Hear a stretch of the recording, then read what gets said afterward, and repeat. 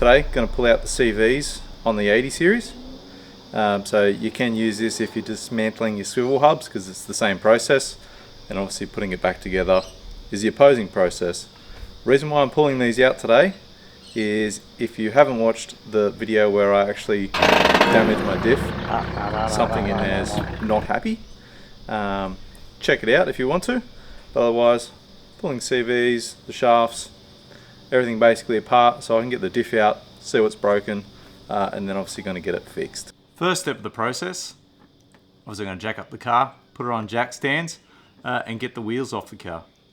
Alright, now I do suggest that whatever tools we use today, which I'll do a lineup very shortly of the tools that I'm using on the car, but I carry all these tools in the car, so I suggest if you are going to be forward driving with your car, you make room and carry these tools. That way you know when you're out in the field, if you do need to pull it apart, you can.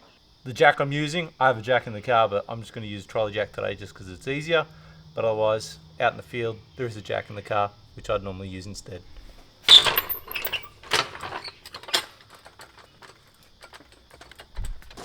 Now before I jack it all the way up, I'm just going to loosen off the wheel nuts, just crack them. That way they stay on while I jack it up, get the jack stands under. But obviously it's going to be a lot easier to crack them now while they've got friction on the ground rather than in the air and spinning free. So in the car, I do carry this.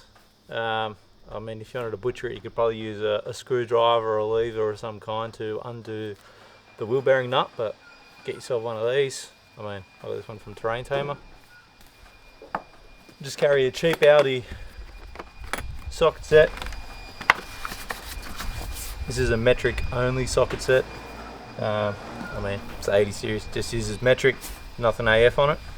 Always carry a little axe. The back of the axe works as a nice hard hammer. I do carry a soft hammer as well.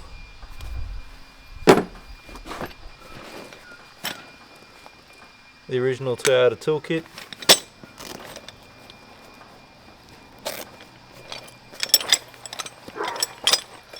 Do keep one of these little extendable bars in there.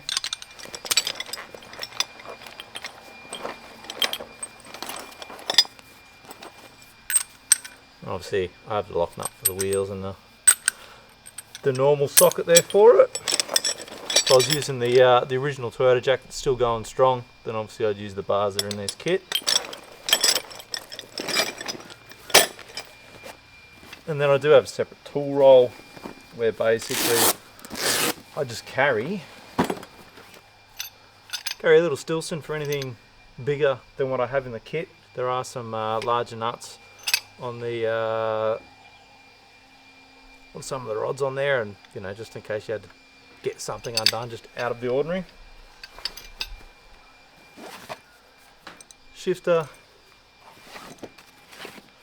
multi-grips, cable ties.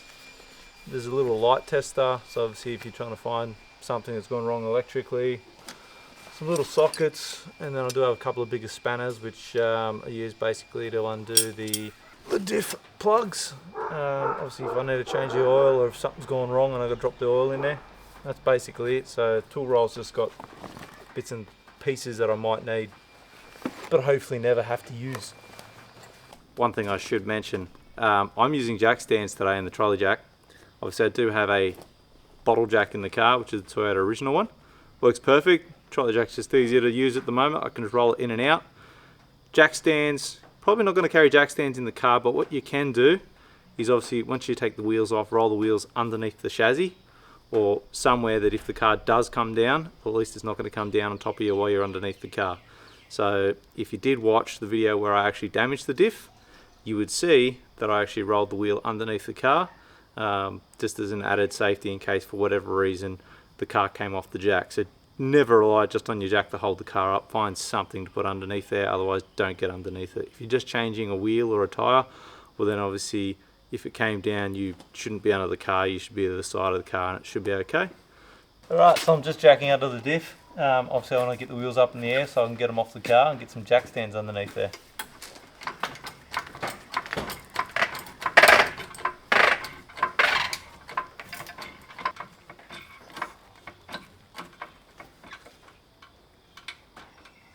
Well, probably got enough height there, so I may as well throw some jack stands under and get the wheels off.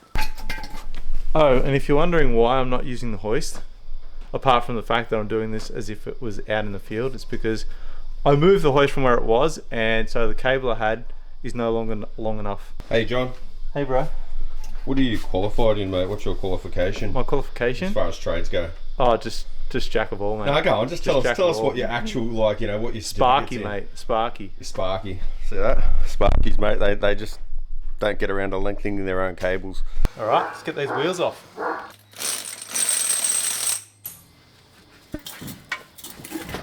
Wheel off. It'll be clean up. Are we on like Donkey Kong? All right.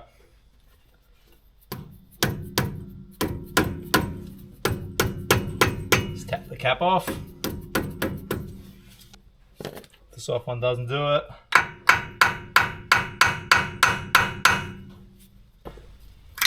Here we go. It's just a little bit tighter than usual because last time obviously put a little bit of silicone on there.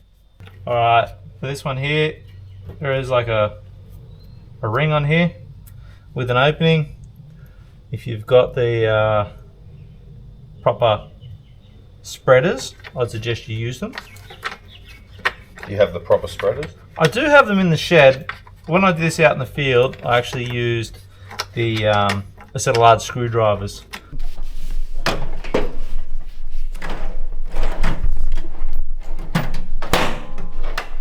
Circlip pliers, that's what they are.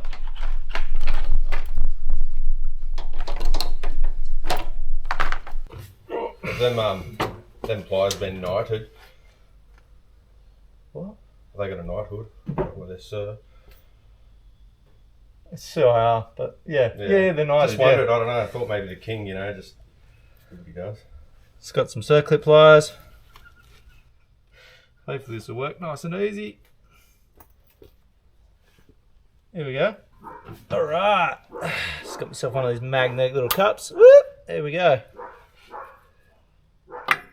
Stick it wherever you reckon. And I'm probably going to throw these in the car now that I know I have a couple of sets of these.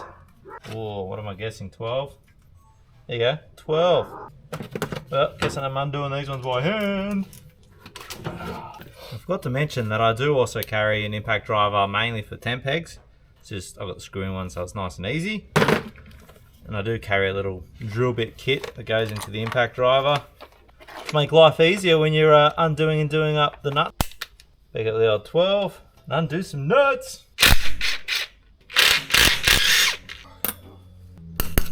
Want to take those off? There are cone washers in here. Best way to get the cone washers loose: hammer or back your axe. You don't want to go too hard, just sort of want to tap them so they just work themselves loose and they just pop out. You go too hard, you might end up damaging or bending or warping something. Might just give them a little scrape, a little flat blade screwdriver.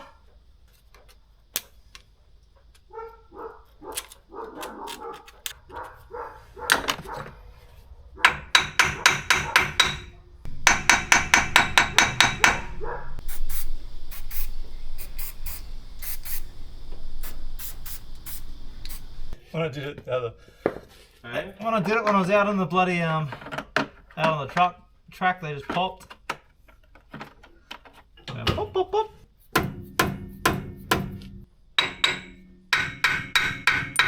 There we go. Shaped like a cone. Popped another one.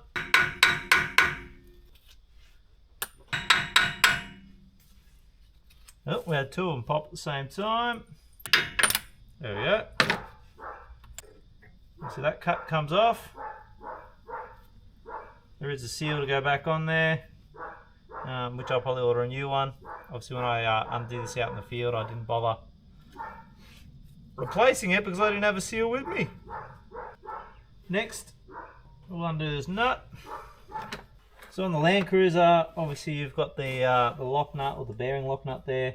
There are a couple of tabs which you actually bend when you fit it to lock the nut in so it doesn't go anywhere. as in undo itself.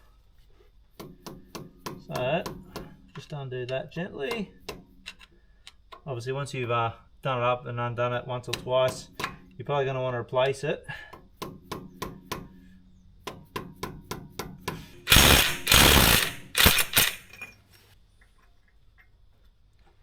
So the nut, get out the locking ring.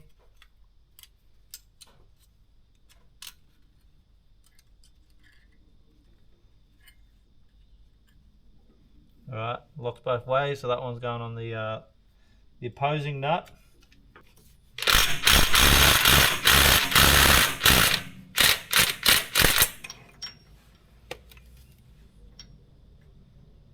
Get that one off. Not at all. Alright, 17 on there.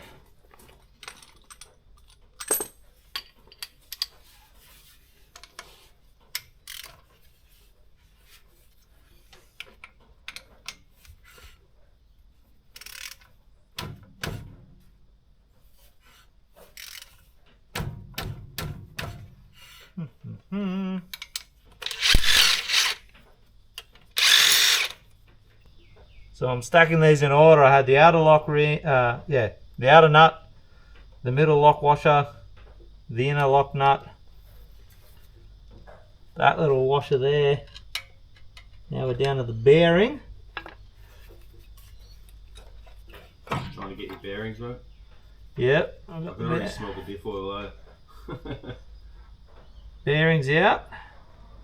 She was pretty new and she looks alright, which is what I kind of expected. Try to keep it all together. There we go.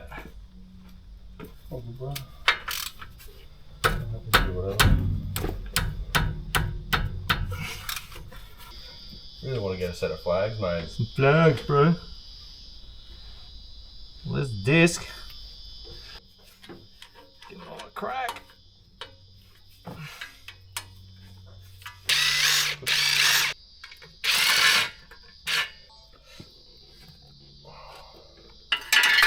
Okay, now get the spindle off. Hopefully just be a couple of gentle taps.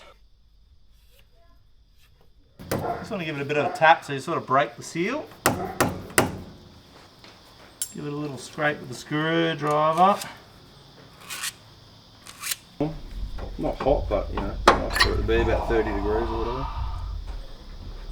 There we go. Great.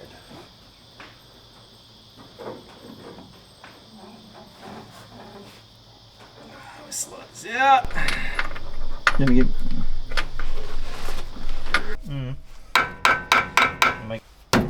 So did you pull both sides out when you're on the trail jump? No, I only pulled the one CV out because I thought it was a CV, but once I pulled it out, I figured out it's the diff. I just went, okay, let's move on and figure it out later. Yeah, no point pulling two apart when it kind of is very indicative that.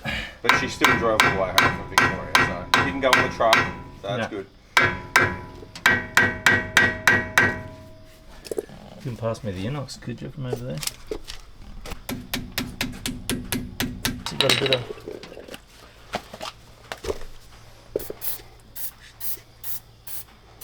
Have a job that you wanted to go to the workshop for. Take off the tension ring. Cone washers out. See the cat. I don't see no cat. Oh, cap. Yeah, or the. I said cat. It's a cool cat. Take out the next nut.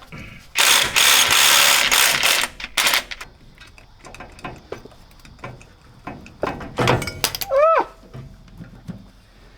There goes a bearing. Oh, diff oil, bro. I can smell that.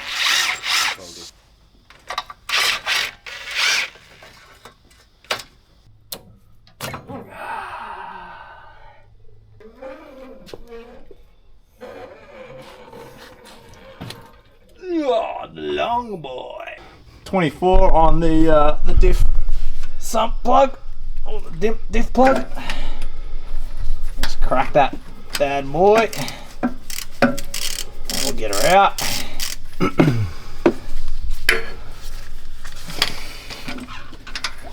We'll drop the oil into the tub so it stops dripping all over my bloody floor.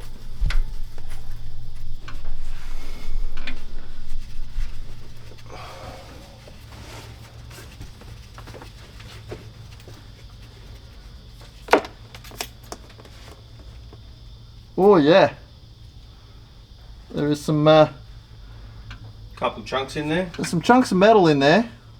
All right, so I think I might have found the problem. It looks like one of the teeth, I'm guessing off the crown wheel, has snapped off. In my stupidity of putting it in reverse, just trying to get that extra bit of leverage, or you know, pull on the tree that I was trying to pull over down at the Vic High Country. Took the tooth off, and that is that. So anyway, now we'll pull the diff center out, and you can follow along. So obviously, pulled out the CVs, the shafts. If you're doing your swivel hubs, you just undo the bolts and the kingpins, top and bottom. Drop all that out, and you're in place all your bearings, place all your seals for your swivel hubs. But I'm not needing to do that. Mine are not leaking. I'm just going to continue on, pull the diff out.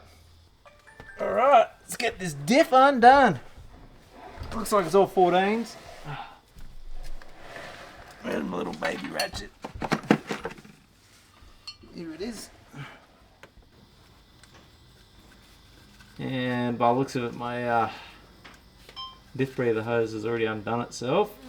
Must have been some opportune moment at full flex. Anything come out? Any water come out of the? Nah, the oil looks pretty good. You did some river crossing. Yeah, we did a few river crossings. But who knows when it come undone, I guess. So. Yeah, well, it would have been on full flex somewhere. There we go. Both plugs are undone now. Little breather. This one's a Sahara, so it has the solenoid for the front diff lock, which I'm going to order another one because this one hasn't been working for a little while. That's the reason why it has these additional plugs on top and the little breather. So unless you have the Sahara with the diff locks, you don't need to disconnect those cables. And the ice machine and the sunroof, of course. Yeah. Right? Yeah. Just the brake.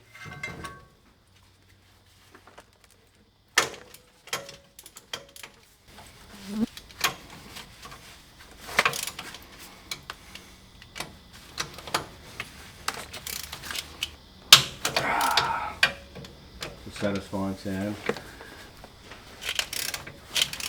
Cracking the nuts. How come you're using hand tools, John? How come you're not getting on there with a rattle gun or a Well, 18 bolt? I like to do this part of it at least by hand. Just because you get a feel for it, is it? Because you can feel if they're sort of... Yeah, you can see what they feel like. I guess you really don't want to cross-thread something in there, do you? No, I don't really. Bad day. I don't really want to be damaging anything in here.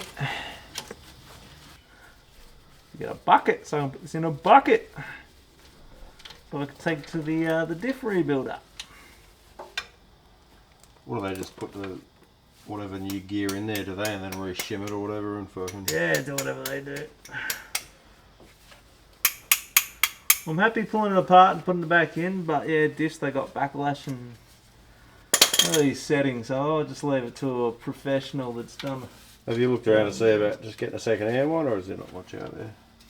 Oh, there's a lot less because, once again, being that it's a Sahara with the diff lock, it's a different diff housing and a different mount. So I guess it's just a bit too different. Yeah, it's a bit too different, that's for sure. A couple of nice little witness marks on your pumpkin there. Oh yeah, there'll be a couple of those. Get that on the big jobs. Yeah. I'm sure if you didn't have the diff lock, that you wouldn't have this nut that's hidden in behind everything. It's driving you nuts, so... It's good, I love it.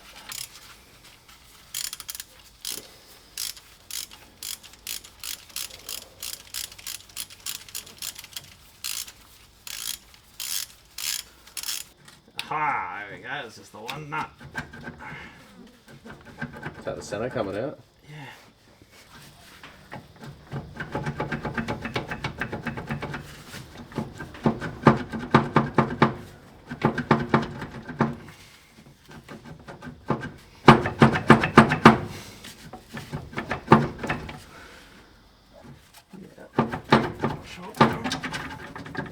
There we go.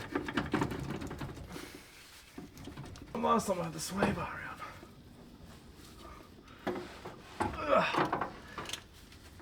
She's out. That's where that tooth come from. Just there. But if we examine a little bit more closely, ooh, look, ooh, that's probably not good. Oh, yeah, that's really not good, eh? Yeah, it's had a hard life. Lovely. Gonna have to replace that baby. Look, what, anything else is damaged, or is it just that would be the crown wheel, I'd think? Not that I'm a diff expert, but Pretty much it. Time for the diff to go in the bucket, and then she's gonna make her way to the diff place. It's fucking heavy. Oh, there we go. To be continued, because obviously I'm gonna have to put this back in.